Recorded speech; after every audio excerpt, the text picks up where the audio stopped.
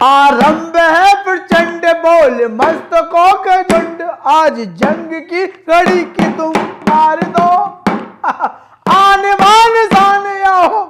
अब कहा गया तो एक बार तुम जमीन में उतार दो दुनिया भर की, लेकिन भैया बंगाल में यही चल रहा। जयराम जी की हमें बुंदेली चुकी से नीरज देश दुनिया में लोकप्रिय होता नहीं चला, बुंदेली चुकी देखे तुम रहे खबर जाएगा ये मोटा भाई पश्चिम बंगाल के दौरा पे चले गए।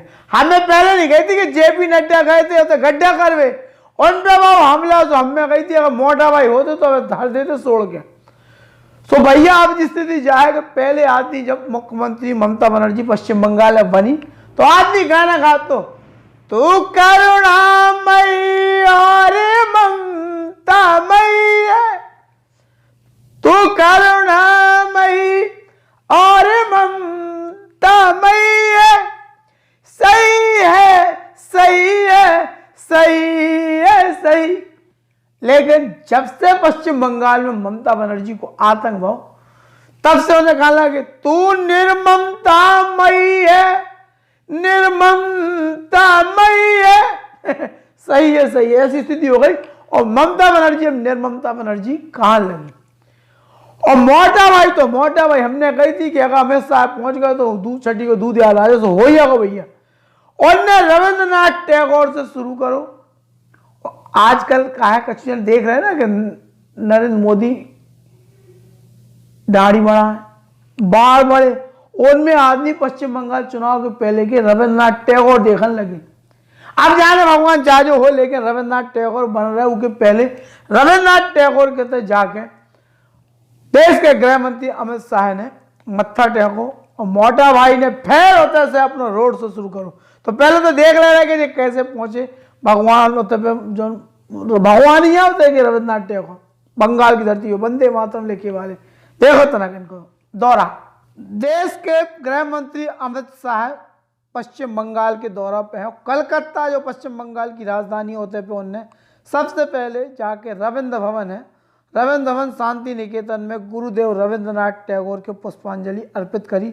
उनकी जन्मस्थली को भ्रमण करो तो देखो एक एक कक्ष में जाके श्रद्धा सुमन उन्होंने अर्पित करे और उसके बाद फिर वे रवाना भय रोड शो के लाने। ऐसे में बता दें कि उनने रविंद्रनाथ टैगोर के लाने पर्याप्त जो चीज़ें थी उनके सम्मान में जो भी कही कि रविंद्रनाथ टैगोर के भारत रत्न दो जावो, ये देश को सबसे बड़ा निर्णय है। तो वास्तव में भारत रत्न हते ये बारे में उन्होंने जो भी मीडिया से होते बातचीत करी। गुरुदेव रविंद्रनाथ टैगोर को आशीर्वाद लेकर जब मोटा भाई हमाओ करो बंगाल की धरती पे, तो भैया ऐसा मजमा है ऐसा कोई राजनीति के इतिहास में पहली बार ऐसा रोड शो देख के आदमी हैरान होगा। इतना रोड शो को चाहिए सोच का उधर समझ में आ रहा तो क्या बंगाल की सियासत डवाडोल होने वाली है। बंगाल को जो सत्ता में बैठी ममता सरकार है, अब दोबारा एक ही गिनती नहीं हो पाने जो तय होगा। तो हर आदमी घर से लगा इधर का बच्चा ऐसे उतरा रहे थे कलकत्ता की सड़क पर, लग रहा था कि मजो का आयो जो वही कलकत्ता है कि जब ममता बनर्जी को आतंक चल रहा तो तृणमूल कांग्रेस के कार्यकर्ता जेपी नड्डा उनके काफिला पे कैलाश विजयवर्गीय पे हमला कर रहे थे। नहीं लग रहा तो कि जो मध्य प्रदेश है भाजपा शासित राज्य तो नहीं कि जहाँ पे बिल्कुल बेखौफ होकर सत्ता के भय से मुक्त होकर जनता सड़क पर निकल आई थी। और ई के बाद फिर मोटा भाई ने जो कही सुबह हम सुनवा भी, लेकिन पहले जो देख लो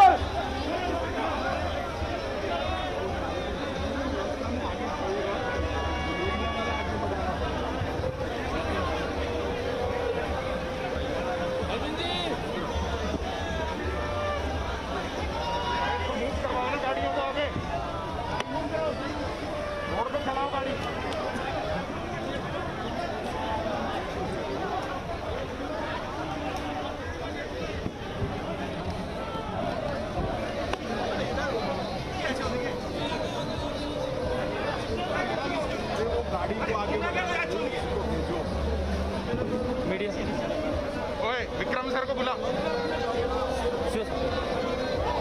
सर, विक्रम सर को बोलना सर, सर गाड़ी मूविंग कराओ, अपनी मत रोको, अरे अपनी आगे कर ले।